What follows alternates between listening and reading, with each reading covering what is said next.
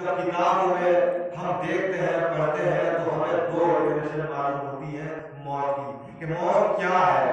تو ایک جگہ ہے کہ صاحب موت ایسا ہے کہ جیسے ریشم کو کانٹوں میں ڈال دیا جائے اس کے بعد اس کو کھینچا جائے تو اس کا کاٹ جدا ہو جاتا ہے. یہ ہے موت کی ڈیفینیشن. اور اس کے بعد پھر آگے چلتے ہیں تو صاحب موت ایک ایسی چیز ہے, موت ایک ایسی شے ہے, موت ایک ایسا سسٹم ہے کہ اگر آپ پھول کو دیکھیں اور اس کی خوشبو دیکھیں اور اس کی تشبیہ دیکھیں تو آپ کہیں گے کہ صاحب پھول سے جیسے خوشبو نکلتی ہے ایسے ہی روح نکلتی ہے.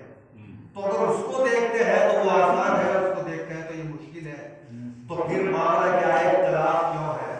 اچھا, موت کے بارے میں کسی بھی مذہب میں اختلاف نہیں ہے. ہر کوئی کہتا ہے کہ اختلاف بڑھتا ہے, اللہ کی بارگاہ میں جانا ہے, سب یہی کہتے ہیں کہ ہمیں کہیں نہ کہیں جانا ہے, مرنے کے بعد ایک دنیا اور ہے جہاں ہم جائیں گے. کوئی ادھر کی صورت میں کہتا ہے, کوئی ادھر کی صورت میں کہتا ہے, کوئی جنت کی صورت میں کہتا ہے, کوئی جہنم کی صورت میں کہتا ہے.